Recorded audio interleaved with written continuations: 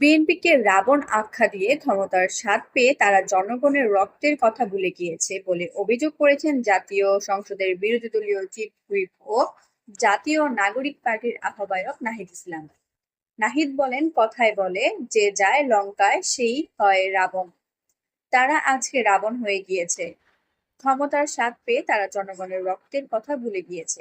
তিনি আরো অভিযোগ করেন, ক্ষমতায় এসে বিএনপি জনগণের প্রত্যাশা পূরণে ব্যর্থ হয়েছে এবং গণতান্ত্রিক প্রতিশ্রুতি ভঙ্গ করেছে।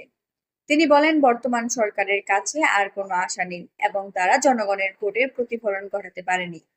মানবাধিকার, পুলিশ সংস্কার ও বিচার বিভাগের স্বাধীনতা সংক্রান্ত গুরুত্বপূর্ণ অধ্যাদেশগুলো আইনে রূপান্তরের প্রতিশ্রুতি দিয়েও তা বাস্তবায়ন করা হয়নি বলেও দাবি করেন তিনি।